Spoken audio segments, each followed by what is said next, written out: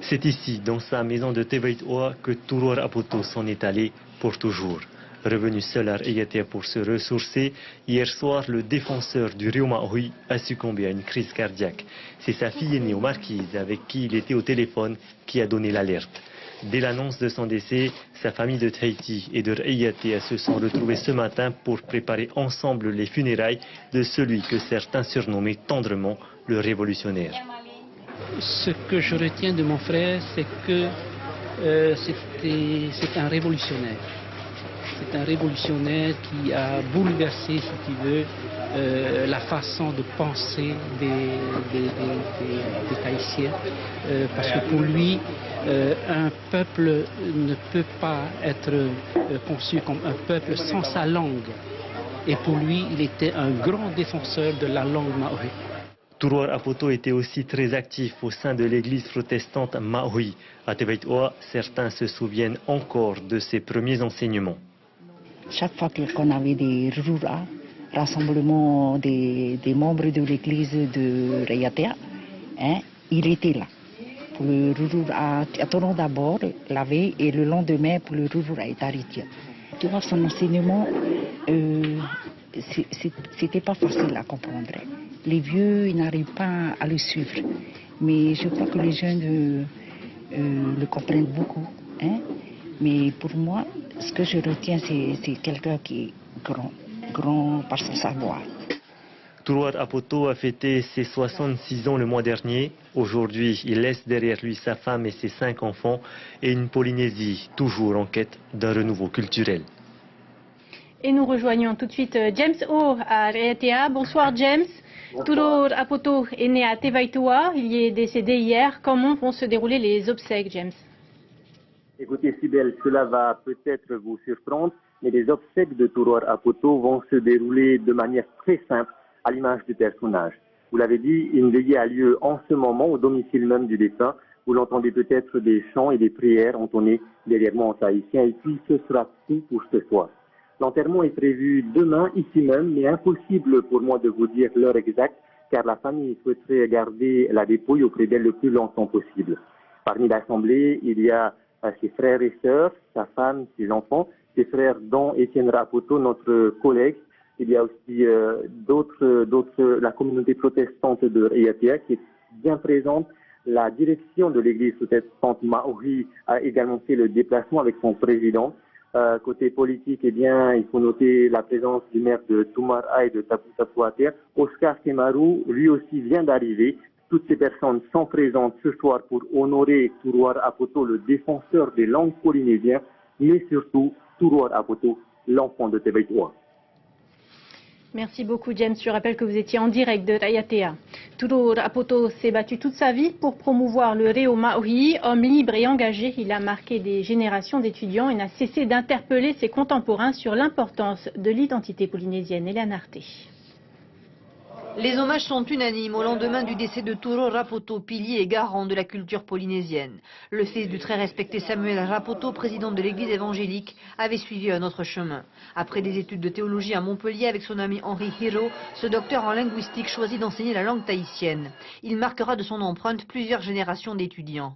Auteur de plusieurs ouvrages et poète émérite, son plus grand combat fut la protection de la langue tahitienne, à laquelle il donnera une nouvelle écriture des signes et des symboles. Une graphie qu'il avait mise en marge de l'Académie tahitienne, où nommé en 83, il ne siégera que 4 ou 5 fois. Il y a une institution qui est là pour prouver que le tahitien ne peut pas se tenir debout tout seul et qu'il a besoin pour exister du français pour dire aux autres voilà nous existons. Je pense que c'est déjà au départ une grosse hypocrisie. Président de la commission d'animation théologique, il se démarquera en voulant réformer le culte protestant en profondeur, révolutionnant le système des anciens diacres, tout en portant la culture et les langues polynésiennes. À une époque, on disait, grâce à l'église protestante, ce peuple a gardé sa langue. Aujourd'hui, on peut dire le contraire. L'église évangélique est devenue l'instrument de la destruction de cette langue. Bon, je m'explique. Aujourd'hui, l'Église accepte que l'école du dimanche se fasse en français. Donc, elle accepte d'ouvrir ses portes à l'introduction du français Et qui dit introduction du français dit recul du tahitien. Dans les débuts du Yamana Tenuna, il donnera au parti une dimension culturelle avant de s'éloigner définitivement du monde politique qui le déçoit. Mais il ne cessera jamais d'interpeller son peuple. Je pense qu'il faut définir clairement quelle liberté souhaitons-nous pour ce peuple. Et quelle liberté est-on prêt à assumer? Quelle liberté veut-on s'offrir? Au même titre que son ami Henri Hiro, Turo Rapoto a participé au renouveau de l'identité polynésienne. Homme libre et engagé, chacun retiendra son inébranlable foi en la culture polynésienne. John Doom, John Meirey, bonsoir. Merci d'être avec nous. Vous avez tous les deux bien connu Turo Rapoto. Il portait un amour inconditionnel à sa terre et à sa langue, John Meirey. Oh oui, oui, j'ai connu Turo parce que c'était l'ami de Henri Hiro. C'est par Henri que j'ai connu Turo. D'ailleurs, je me rappelle toujours ce que Henri Hiro m'a dit un jour, à la veille de la publication de son ouvrage Teratira et Pravateatua, l'animation de la parole de Dieu. Henri m'avait dit, la pensée de cet homme est telle, elle est tellement profonde et tellement bonne en tant qu'aliment pour notre peuple que je me mets à genoux. Voilà ces paroles. Et Tuturiau il Moyana. Voilà. C'est lui et d'autres intellectuels comme Henri Hiro qui furent donc à l'origine de ce qu'on appelle le renouveau identitaire Maori. Ce mot Maori est très symbolique, John Doom. Oui, c'est le peuple, hein. C'est le peuple maori. C'est un mot qui est très utilisé aujourd'hui. Il fut un temps où on contestait... Un peu trop peut-être, parfois. Non, je pense qu'il est à sa place. Hein. C'est un peuple maori. Et je voudrais adresser les condoléances à Madame Turo Rapoto, Antonina, et à ses enfants, et aussi à ses frères bien connus, dont Étienne de la Maison, et sa nièce, Eva, et aussi Jean-Marie Rapoto.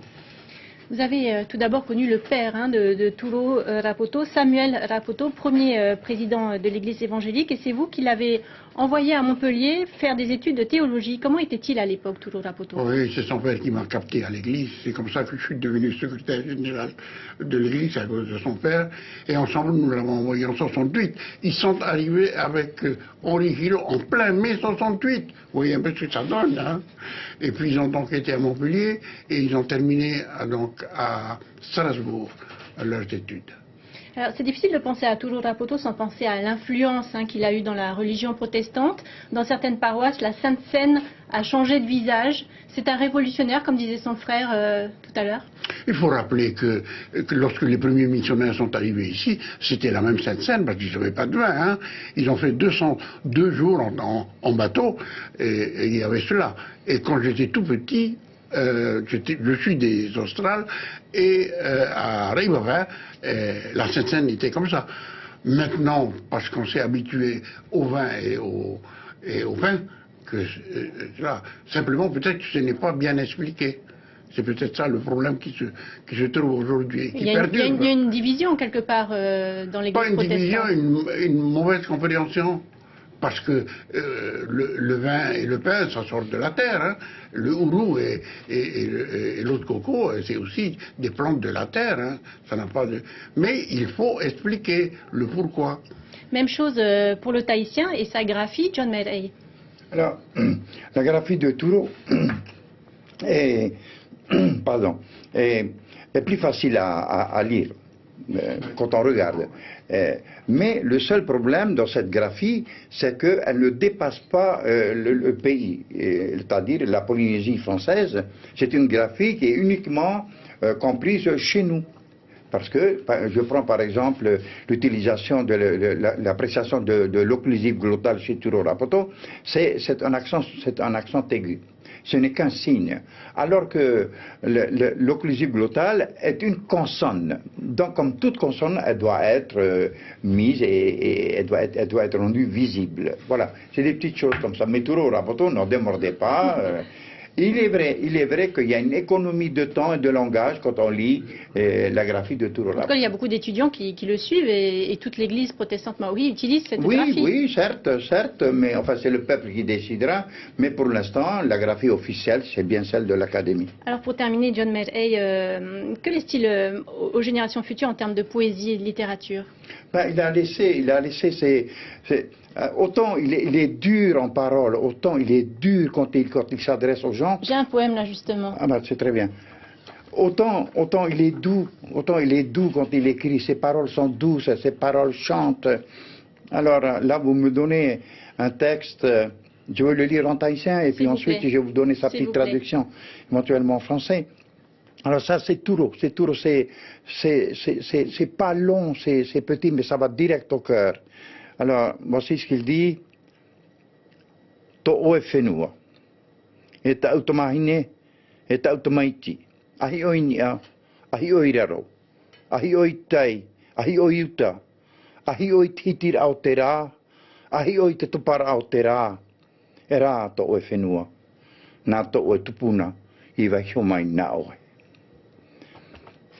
Ma fille, mon fils, regarde là-haut, regarde là, en bas, vers le large, vers la montagne. Vois le soleil se lever, regarde-le se coucher. La voilà ta terre que ton ancêtre t'a léguée. John Merey, John Doom, merci beaucoup d'avoir été avec nous ce soir. Merci de l'invitation. Il défendait de toute son âme sa langue natale, mais on retiendra aussi la simplicité et la joie de vivre de Touro Rapoto. Sa disparition prématurée a ému jusqu'aux plus hautes autorités du pays. Jeanne Fanariotis et Patrick Sinsing ont recueilli quelques réactions. C'est vraiment la personne qui pourrait effectivement donner le sens d'un mot dans le réel et dans la philosophie du Rio Tahiti. Vraiment, c'est une grande perte. Je dirais qu'il était un peu le poil à gratter de la société polynésienne, que ce soit au niveau de la culture, que ce soit au niveau de la religion. Touro, dans notre église, c'est quelqu'un qui n'aime pas que nous restions en paix. C'est quelqu'un qui aime remuer les consciences, c'est quelqu'un qui aime remuer les habitudes. Avant, il y avait des baraques dans les districts et à Popéry, il y avait ça.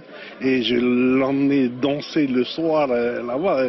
Comme c'est le fils du président de l'église évangélique, mais ça fait pas sérieux. Dans une société, pour qu'elle soit bien équilibrée, il faut un contre-pouvoir. Et il faisait partie de ces jeunes à l'époque, jeunes intellectuels polynésiens. Et aujourd'hui, il fait partie de ces personnalités qui font progresser le pays, dans le sens de la démocratie. C'est quelqu'un qui ne peut pas rester en place. Donc, sa perte va laisser un très très grand vide au niveau de notre Église. Voilà, nous aurons l'occasion de revenir sur l'héritage qu'a laissé Touro Rapoto dans nos